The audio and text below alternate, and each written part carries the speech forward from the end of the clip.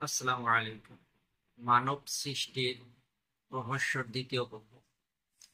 ইমাম আহমদ রহমতুল্লাহ আলাই বর্ণনা করেন, আনাস রাদিয়াল্লাহু তাআলা আনহু বলেন, রাসূলুল্লাহ সাল্লাল্লাহু আলাইহি ওয়াসাল্লাম বলেছেন, আল্লাহ তাআলা আদম আলাইহিস সালাতু ওয়াস সালামকে সৃষ্টি করে নিজের ইচ্ছা অনুযায়ী কিছুদিন তাকে ফেলে রাখেন। এই সুযোগে ইবলিস তার চারপাশে চক্কর দিতে শুরু করে। অবশ্যই তাকে শূন্য গর্ভ দেখতে পেয়ে সে আঁচ করতে পারলো, এটা তো এমন একটি সৃষ্টি যার সংযম ক্ষমতা থাকবে না। ইবনে হিব্বান রাহমাতুল্লাহ আলাই তার সহিহ গ্রন্থে বর্ণনা করেন, হযরত আনাস রাদিয়াল্লাহু তাআলা আনহু বলেন, রাসূলুল্লাহ সাল্লাল্লাহু আলাইহি ওয়াসাল্লাম বলেছেন, আদম আলাইহিস সালামের মধ্যে রূহ সঞ্চারিত হওয়ার পর রূহ তার মাথায় চুলে তিনি হাসি দেন এবং আলহামদুলিল্লাহি রাব্বিল আলামিন বলেন। উত্তরে আল্লাহ তাআলা বলেন, ইয়ারহামুকাল্লাহ। সামান্য শাব্দিক পার্থক্য সহ হাফিজ আবু বকর বাযআরা রাহমাতুল্লাহ আলাই ইয়াহইয়া ইবনে মুহাম্মদ সাকান ও এই হাদিসটি বর্ণনা করেন। হাফিজ আবু ইয়ালা রহমতুল্লাহ আলাইহি বর্ণনা করেন, হযরত আনাস রাদিয়াল্লাহু তাআলা আনহু বলেন, রাসূলুল্লাহ সাল্লাল্লাহু আলাইহি ওয়াসাল্লাম বলেছেন, আল্লাহ তাআলা হযরত আদম আলাইহিস সালাতু ওয়াস সালামকে মাটির দ্বারা সৃষ্টি করেন। প্রথমে মাটিগুলোকে ভিজিয়ে আঠালো করে কিছুদিন রেখে দেন। এতে তা সারসে ঢালা মাটিতে পরিণত হলে আদম আলাইহিস সালাতু ওয়াস সালামের আকৃতি সৃষ্টি করে কিছুদিন এই অবস্থায় রেখে দেন। এবার তা পোড়া মাটির মতো শুকনো ঠনঠনে মাটিতে রূপান্তরিত হয়। বর্ণনাকারী বলেন, ইবলিস তখন তার কাছে গিয়ে বলতে শুরু করে, তুমি এক মহান উদ্দেশ্যে সৃষ্টি হয়েছো। তারপর আল্লাহ তাআলা তার মধ্যে রূহ সঞ্চয় করেন। রূহ সর্বপ্রথম তার চোখ ও নাকের ছিদ্রে প্রবেশ করলে তিনি হাসি দেন। হাসি শুনে আল্লাহ পাক বলেন, ইয়ারহামুকাল্লাহ, তোমার রব তোমার উপর রহমত বর্ষণ করুন। এরপর আল্লাহ তাআলা বলেন, হে আদম, তুমি ওই ফেরেশতা দলের কাছে গিয়ে দেখো তারা কি বলে। তখন তিনি ফেরেশতা দলের কাছে গিয়ে তাদেরকে সালাম দেন, আর তারা আসসালামু আলাইকুম ওয়া রাহমাতুল্লাহি ওয়া বারাকাতুহু বলে উত্তর দেন। তখন আল্লাহ তাআলা বলেন, হে আদম, এটা তোমার এবং তোমার বংশধরের অভিবাদন অভিবাদন। আদম আলাইহিস সালাম জিজ্ঞাসা করলেন, হে আমার রব,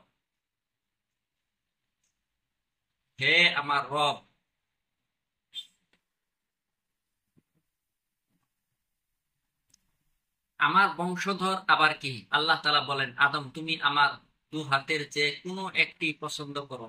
আদম আলাইহিস সালাম বললেন, আমি আমার রবের ডান হাত পছন্দ করলাম। আমার রব এর উভয় হাতই তো ডান হাত বরকতময়। এবার আল্লাহ তাবারক ওয়া তাআলা নিজের হাতের তালু প্রসারিত করলে আদম আলাইহিস সালাম কিয়ামত পর্যন্ত আগমনকারী তার সকল সন্তানকে আল্লাহর হাতের তালুতে দেখতে পান। তন্মধ্যে কিছু সংখ্যকের মুখমণ্ডল ছিল নূরের সমুজ্জ্বল সহজা। তাদের মধ্যে একজন নূরে অধিক বিমুগ্ধ হয়ে আদম আলাইহিস সালাম জিজ্ঞাসা করলেন, হে আমার রব, উনি কে? আল্লাহ তাআলা বললেন, তোমার সন্তান দাউদ। জিজ্ঞাসা করলেন, এর অজু কত, এর আয়ু কত নির্ধারিত করেছেন?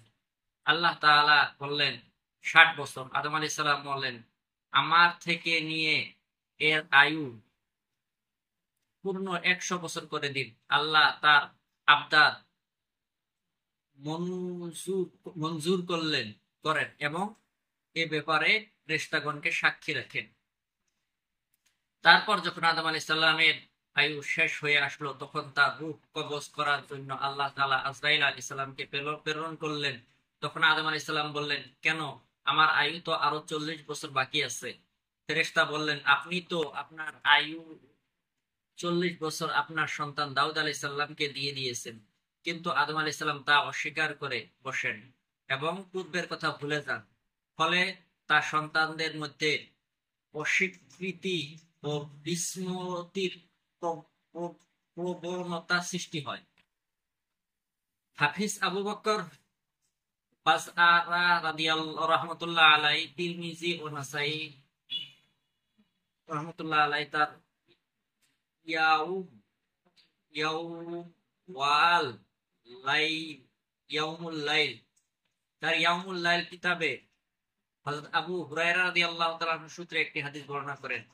তিরমিজি রাহমাতুল্লাহ আলাইহি বলেন হাদিসটি হাসান গরীব এবং ইমাম নাসাই রাহমাতুল্লাহ আলাইহি মুনকার তথা গ্রহণযোগ্য নয় বলে মন্তব্য করেছেন।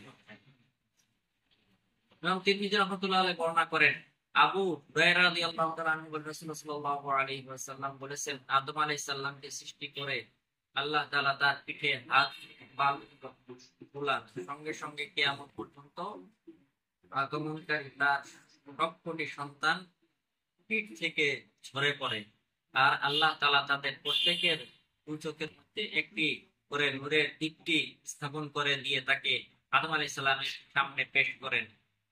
আদম আলাইহিস সালাম তাদের দেখে আল্লাহ তাআলাকে বলেন, হে আমার রব, এরা কারা? আল্লাহ তাআলা বলেন, এরা তোমার সন্তান সন্ততি। তখন তাদের একজন চোখের মাছের দীপ্তিতে বিমুগ্ধ হয়ে জিজ্ঞাসা করলেন, হে আমার রব, উনি কে? আল্লাহ তাআলা বলেন, সে তোমার ভবিষ্যৎ বংশধর দাউদ নামক এক ব্যক্তি। তিনি আবার জিজ্ঞাসা করলেন, এর আয়ু কত নির্ধারণ করেছেন? আল্লাহ তাআলা বলেন, 60 বছর। আদম আলাইহিস সালাম বলেন, হে আমার রব, আমার আয়ু থেকে নিয়ে এর আয়ু আরো 40 বছর বৃদ্ধি করে দিন।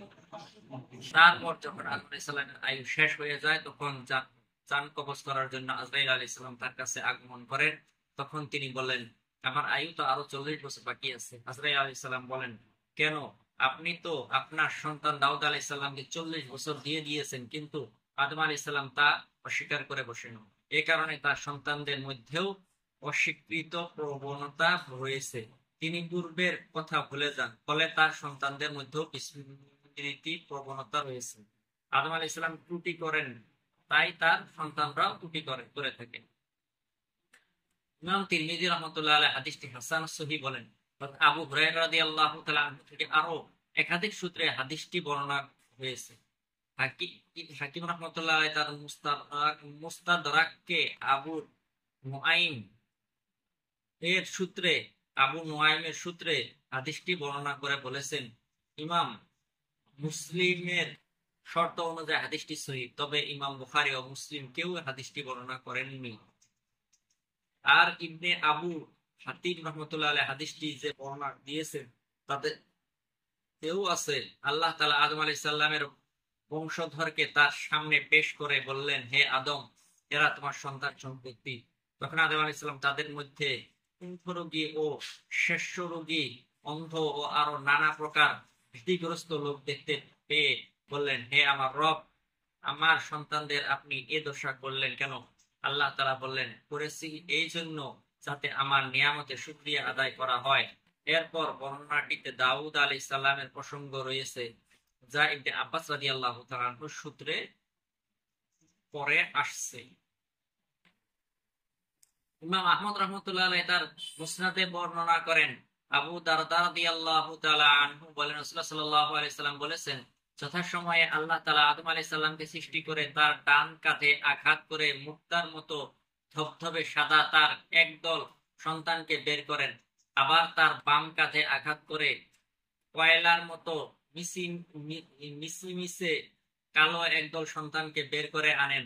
তারপর ডান পাশের গুলোকে বললেন, তোমরা জান্নাতগামী, আমি কারো পরোয়া করি না। আর বাম কাঁধের গুলোকে বললেন, তোমরা জাহান্নামী, আমি কারো পরোয়া করি না। ইবনে আবুদ দুনিয়া রাহমাতুল্লাহ আলাইহি বর্ণনা করেন, হাসান রাহমাতুল্লাহ আলাইহি বলেন, আদম আলাইহিস সালামকে সৃষ্টি করে আল্লাহ তাআলা তার ডান পার্শ্বদেশে থেকে জান্নাতীদের আর বাম পার্শ্বদেশ থেকে জাহান্নামীদের বের করে এনে তাদের জমিনে নিক্ষেপ করেন।